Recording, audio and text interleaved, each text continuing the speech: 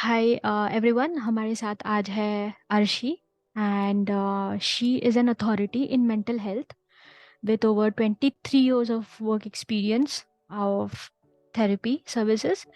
Um, she speaks Hindi, Urdu, and understands Punjabi.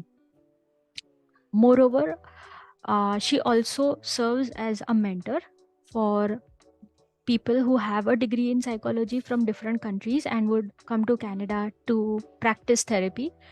And with her great achievements, she has been able to monitor and mentor. She's been able to mentor a lot of therapists.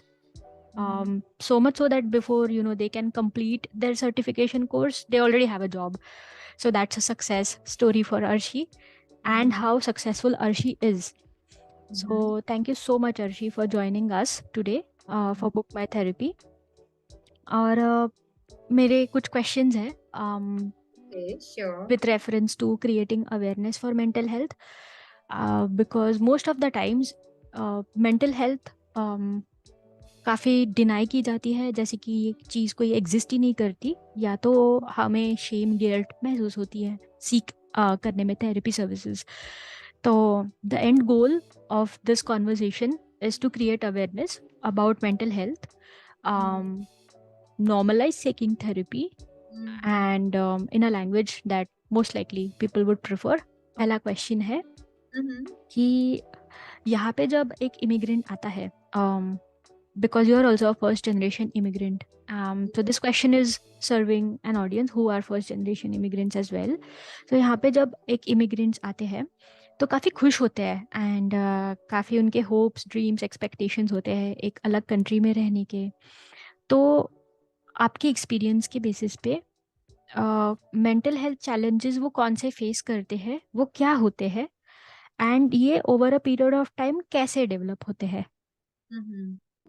Okay, thank you so much Neha कि आपने मुझे ये opportunity provide की कि मैं mental health के बारे में जो है अपनी ऑडियंस को अवेयरनेस दे सकूं और it's a great platform for me. So जैसे कि आपने ये सवाल पूछा है कि मेंटल हेल्थ चैलेंजेस कैसे डेवलप होते हैं, तो with my own practice here in Canada what I found very interesting जो चीज़ें मुझे यानी मेरे तजुर्बे से मुझे पता चली हैं कि over the period of time यानी लोग बेइंतहा खुशी के आलम में एरोप्लेन में बैठते हैं और बहुत ज़्यादा हैप्पी होते हैं और वो कहते हैं कि हम एक लैंड ऑफ अपॉर्च्युनिटीज़ की तरफ जा रहे हैं. और जब वो यहाँ लैंड करते हैं तो जो सबसे पहली चीज़ जो मैं आपको बताऊँ कि उनको सबसे पहला तो कल्चरल शॉक लगता है यहाँ आने के बाद. जो फर्स्ट फर्स्ट थिंग कि क्योंकि यहाँ पे आप देखें कनाडा में एक डिवर्स एनवायरनमेंट है, डिवर्स पॉपुलेशन है. यहाँ पे आपको हर जगह के पूरी अराउंड द वर्ल्ड जो है ना आपको लोग यहाँ इस दुनिया के जो लोग हैं वो यहाँ कनाडा में आपको मिलेंगे. ठीक है? करेक्ट. सबसे पहला तो आपका जो होता है कल्चरल शॉक होता है. जब आप यहाँ लैंड कर गए तो मे बी कि आप 2 दिन, 3 दिन या मे बी 1 हफ्ता आप बहुत ज़्यादा खुश रहे ना? हम्म. लेकिन फिर मैंने ये नोटिस किया कि एक्चुअली ये मेंटल हेल्थ चैलेंजेस डेवलप कैसे होते हैं उनके अंदर ना, तो उसका मैं आपको कारण बताती हूँ या उसका रीजन मैं आपको एक्सप्लेन करती हूँ कि जब वो यहाँ लैंड करते हैं तो उन वो दे लॉस्ट फ्यू थिंग्स. जो एक साइकोलॉजिकल एक इनर जो सेंस होता है ना और वो क्या होता है वो इस तरीके से लूज कर जाते हैं जैसे sense of belongingness and hmm. Sense of connectedness. ये जो 2 सेंस है ना, वो ये लूज़ कर जाते हैं यहाँ आने के बाद. और वो सेंस ऑफ बिलोंगिंगनेस, कनेक्टेडनेस क्या है कि वो अपनी धरती से जो एक कनेक्शन होता है इंसान का, वो छूट जाता है उनका. अपने लोगों से कनेक्शन छूट जाता है, माता-पिता, बहन-भाई, कज़न, चचा, ताया, मामी, दादा, ग्रैंड-पेरेंट्स, नाना-नानी, आपके मोहल्ले, रिश्तेदार, आपके इवन आपकी कम्युनिटी और साथ-साथ जो आपके जैसे अगर आप एक प्रोफ़ेशनल हो, तो आपके जो कॉलीग्स होते हैं, फिर आपके दोस्त, अहबाब, स्कूल के, कॉलेज के, यूनिवर्सिटीज़ के तमाम लोग क्या होते हैं, वो सब पीछे कहीं रह जाते हैं. एंड जब आप यहाँ लैंड करते हैं तो ये जो होता है ना एक इंस्टेंट और हो सकता है आपको इसकी अवेयरनेस ना हो, लेकिन अंदर एक एम्प्टीनेस का एहसास आपके आ जाता है कि ये जो धरती है, ये जो लोग हैं यहाँ के, इससे वो कनेक्टिविटी नहीं हो पाती। वो एक इटर्नल जो कनेक्शन होता है वो आप नहीं बना पाते हैं आते ही। इवन देखें यहाँ रहते हुए इतने सालों में भी आपको ये नहीं पता होता कि हो सकता है आपको यही ना पता चले आपके लेफ्ट वाला नेबर कौन है। इंटरेस्टिंग। ठीक है? तो क्या होता है कि वो सेंस ऑफ एम्प्टीनेस, इन दो सेंस के लूज़ करने की वज़ह से सेंस ऑफ एम्प्टीनेस उनके अंदर डेवलप होता है। और जिस इंसान में जितना बड़ा सेंस ऑफ एम्प्टीनेस आ जाता है, उसके अंदर लैक ऑफ सैटिस्फैक्शन आ जाती है। क्योंकि वो फिर सैटिस्फाइड नहीं होता है। और ये जो है ना मुख्तलिफ क्यूज से पता चलता है कि यस, इस पर्सन के अंदर लैक ऑफ सैटिस्फैक्शन है। और लैक ऑफ सैटिस्फैक्शन क्या करती है, आपके अंदर जॉय, प्लेजर और हैप्पीनेस को जो है वो खत्म कर देती है। यानी आप जितना लाइफ से सेटिस्फाइड होंगे ना, आप यकीन करो नेहा, आप उतना ही जॉयफुल होगे, उतना ही आप हैप्पी होगे और उतना ही आप जो है वो प्लेजर आपको चीजों में हासिल होगा। तो फिर क्या होता है, जब जॉय, प्लेजर एंड हैप्पीनेस आपके अंदर से खत्म हो गया तो क्या हुआ कि फिर mental health challenges, mental health issues का एक डोर ओपन हो गया आपके अपने अंदर, और आपको उसकी अवेयरनेस भी नहीं होती। धीरे धीरे फिर क्या होता है, आपके अंदर फ्रस्ट्रेशन आती है, आपके अंदर गुस्सा डेवलप होता है, आप इरिटेट होने लगते हो, आप छोटी-छोटी बातों पे एनॉय होने लगते हो, आपको गुस्सा आने लगता है, आप जैसे, क्योंकि वो जो होता है ना, जो एक कनेक्शन जो पीछे होता है, आप देखिए पीछे हम क्या कनेक्शन छोड़ के आते हैं कि हम जिस घर में रह रहे होते हैं, हमें पता होता है हमारा पड़ोसी कौन है। हम बिल्कुल। जैसे ही बाहर निकलते हैं, हमें पता होता है कोने पे जो शॉप है, वो कौन है, ठीक है? इवन बिल्कुल। उधर जो कोई फेरी वाला गुजर रहा है, हमारा उस तक से एक जो होता है, एक साइकोलॉजिकल एक कनेक्शन होता है कि ये रोजाना एक सब्जी वाला यहाँ से गुजरता है। और इसी तरीके से आप देखें कि एक धरती से हमारा एक कनेक्शन होता है ना। फिर आपको बिल्कुल। पता होता है कि आपके रिश्तेदार, आपके माता-पिता, आपके बहन-भाई सब आपके इर्द-गिर्द ही रह रहे होते हैं।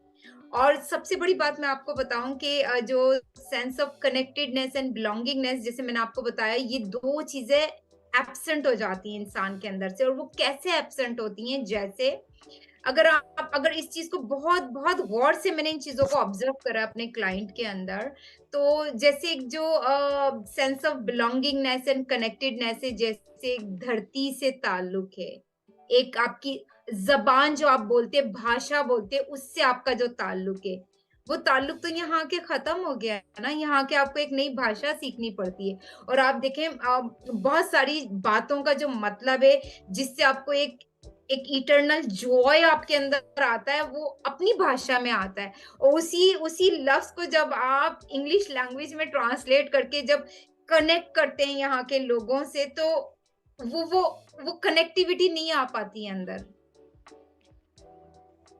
इसी तरीके से जैसे मैं एक छोटी-सी और मिसाल देना चाहूँगी, और अभी जैसे मैंने एक रीसेंट डिस्कशन भी किया था किसी के साथ इसी इसी चीज़ के बारे में, कि जो नेचर के साथ जो कनेक्शन है ना, वो भी हमारा खत्म हो जाता है, जब हम यहाँ लैंड करते हैं।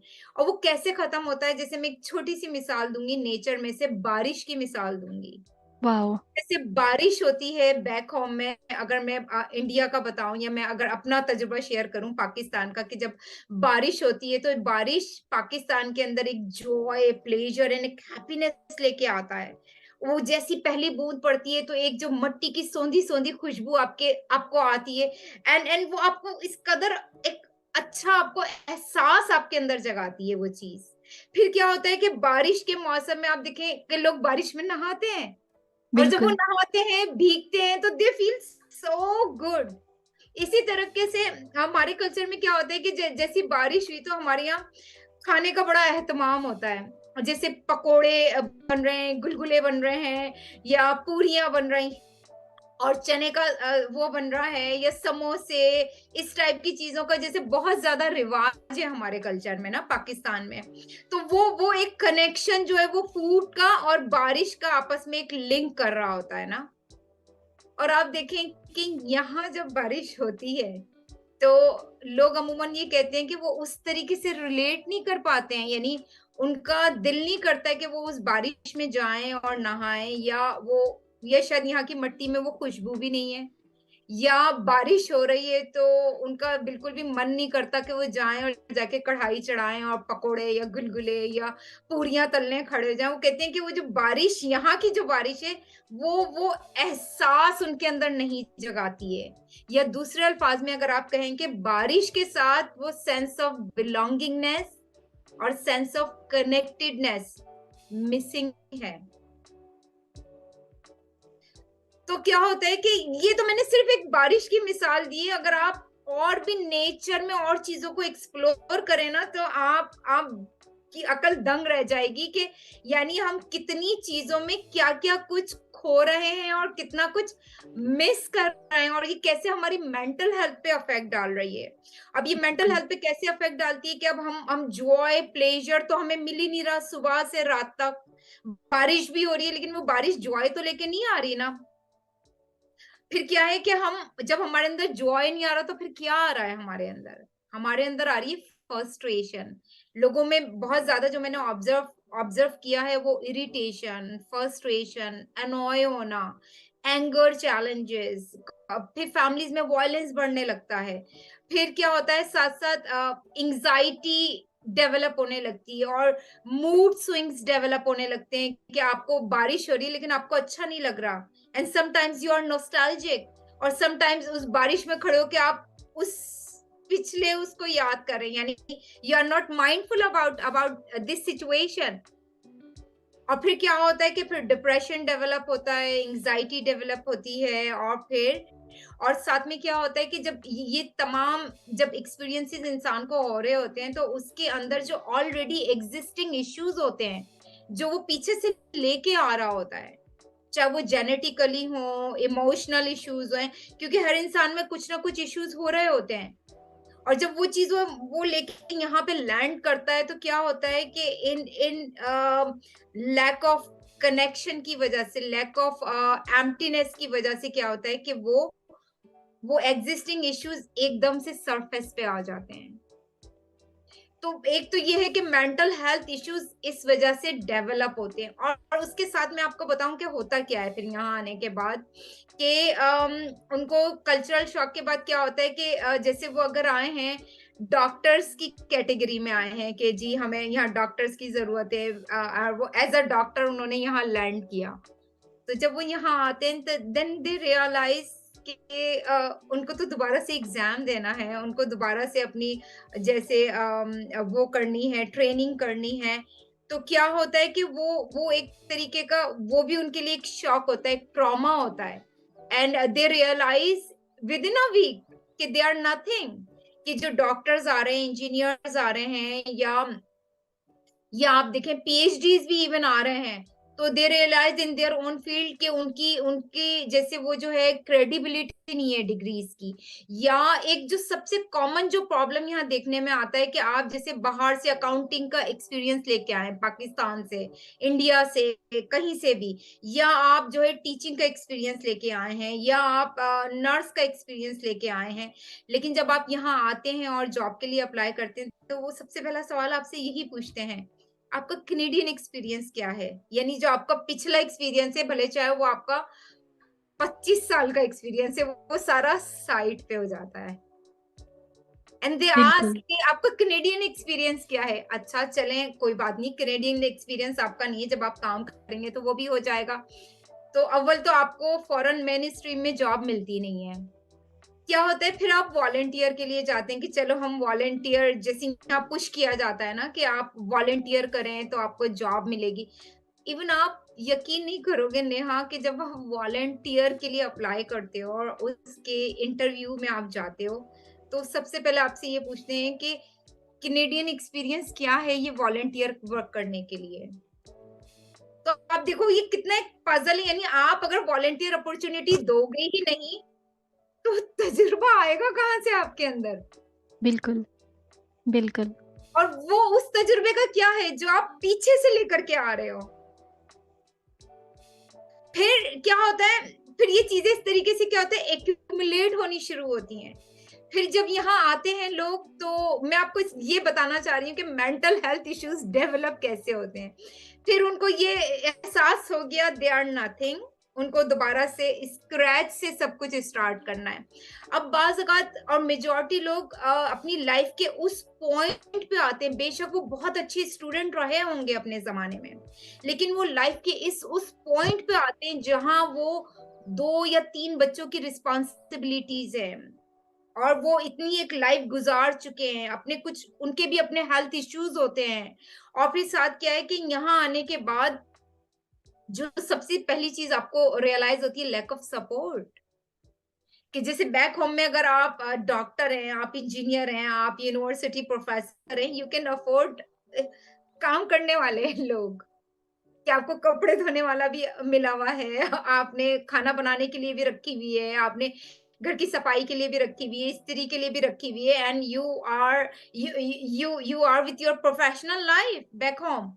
आपका घर भी बहुत अच्छे से चल रहा है, बच्चों को बेहतरीन ट्यूशन भी मिल रहा है, आपकी personal, social, professional life best तरीके से चल रही है वहाँ।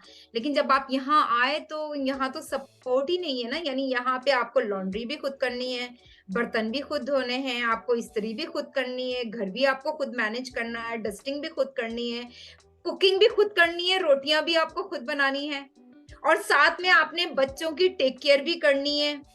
आपने हस्बैंड या अगर आप हस्बैंड हो तो आप अपनी बीवी को भी आपने देखना है, उसको भी टाइम देना है क्योंकि यहाँ आते ही विद इन अ वीक आपके लोगों से कनेक्शंस नहीं बन जाते हैं। आपकी दोस्तियाँ नहीं हो जाती हैं, उसके लिए भी लोगों को स्ट्रगल करना पड़ता है। बल्कि मैं आपको एक तजुर्बा शेयर करना चाहूँगी कि जब मैं जिस पिछले मोहल्ले में रहती थी, तो एक एक दफ़ा मैंने एक टी पार्टी अरेंज की हुई थी, तो मैंने एक खातून को उनके बच्चों के साथ इनवाइट किया ना, तो उनको वहाँ रहते हुए 11 साल हो चुके थे। और आपको यकीन नहीं आएगा जब वो आई उस टी पार्टी में तो वो खातून कहती हैं आपको पता है सुबह से मेरे हस्बैंड को बहुत हँसी आ रही है मेरे ऊपर ना कि मैं मुझे किसी ने टी पार्टी में बुलाया है। मैंने कहा क्यों? आपके हस्बैंड को क्यों हँसी आ रही है? तो कहती है मैं अपनी लाइफ में पहली दफ़ा किसी के घर गई हूँ चाय पीने के लिए। वाओ! आप अंदाज़ा लगाएँ कि 10-11 साल आप सिर्फ़ घर में हैं, आपकी कोई दोस्ती नहीं है, आपका कोई सोशल कनेक्शन नहीं है, आपका कहीं आना-जाना नहीं है। तो आप बताओ ये मेंटल हेल्थ क्या होगी आपकी? इंटरेस्टिंग। फिर क्या है कि यहीं से क्या होता है फिर वही चीज़ें मैं आपको बता रही हूँ कैसे मेंटल हेल्थ के लिए हुँ, राह हमवार हो रही है ना। फिर हुँ, क्या होता है कि आप आपको जैसे सपोर्ट नहीं मिली, एक तो घर का सारा काम ये एक स्ट्रेसफुल है। फिर हुँ, वो लोग जिन्होंने जैसे घर के काम कभी किए ही नहीं होते ना बैक हुँ। होम पे आपको मिला, तो क्या होता है कि वो एकदम से इतना स्ट्रेस बढ़ गया समझ नहीं आ रहा कि इवन घर के काम कैसे मैनेज किए जाएँ, उसके साथ बच्चों को मैनेज करना, फिर उसके साथ अपने आप को मैनेज करना। तो क्या होता है कि स्ट्रेस एकदम से हाई हो जाता है। आपको फिर हेडेक शुरू होते हैं, आपको माइग्रेन अटैक्स होने लगते हैं, आपकी नींद पे फ़र्क पड़ने लगता है और फिर क्या होता है धीरे-धीरे फिर एंग्ज़ायटी आपको बात-बात पे गुस्सा आएगा। आप चिड़चिड़ाहट का आप शिकार होगे। क्यों? क्योंकि बैक होम में मेजॉरिटी लोग ये सीखते ही नहीं है या नहीं सीखा होता है लोगों ने कि अगर लाइफ में स्ट्रेस आए तो उसको कैसे मैनेज करना है। सेल्फ केयर पीस क्या होता है? बहुत इम्पोर्टेंट बात कही आपने। और फिर क्या है कि लोग उन क्यूज़ को आइडेंटिफाई नहीं कर पाते हैं, लेबल नहीं कर पाते हैं कि वो स्ट्रेस में है, उनको इसके ऊपर कोई कदम उठाना है, उनको इसको मैनेज करना है। वो उसी के साथ ही अपने दिन और रात गुज़ार रहे होते हैं। आप देखो फिर क्या होता है चिड़चिड़ाहट होती है, वो गुस्सा फिर लाइफ़ पार्टनर पे निकलता है, वो गुस्सा बच्चों पे निकलता है, घर पे निकलता है और फिर जहाँ आपका बस नहीं चल रहा होता, आप यकीन करें कि वो गुस्सा अंदर ही अंदर आपको ख़त्म कर देता है फिर। और फिर क्या होता है कि आप जो होते हैं वो बिल्कुल कोई ना कोई मेजर डिसऑर्डर लेकर के फिर आप बैठे होते हैं और उस पे भी फिर आपको इस चीज़ की अवेयरनेस ही नहीं होती कि you are suffering from anxiety, mood disorder और डिप्रेशन डेवलप हो गया है। तो यहाँ पे मैंने जो एक पूरा एक सीक्वेंस बताया है, तो ये सीक्वेंस क्या है? ये यही है कि ये मेंटल हेल्थ डिसऑर्डर्स जो होते हैं ना, ये ऐसे मेंटल चैलेंजेस ऐसे डेवलप होते हैं यहाँ कनाडा में। परफेक्ट। बहुत ही गहरी बात थी ये।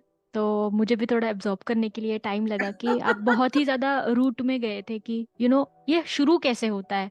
बिकॉज हमें एंड रिजल्ट यूजुअली दिख जाता है कि चिड़चिड़ाहट हो रही है या फिर हम हाँ। फ्रस्ट्रेशन निकाल रहे हैं अपने डेली टास्क में। बट ऐसे हुँ। इसका कोई पता नहीं चलता कि ये शुरू कहाँ से हुआ और अब अभी इस वक्त हो रहा है, तो हुँ, हुँ। हमें इस चीज़ का क्या करना चाहिए। So thanks for sharing that. Okay, okay. Very well appreciated.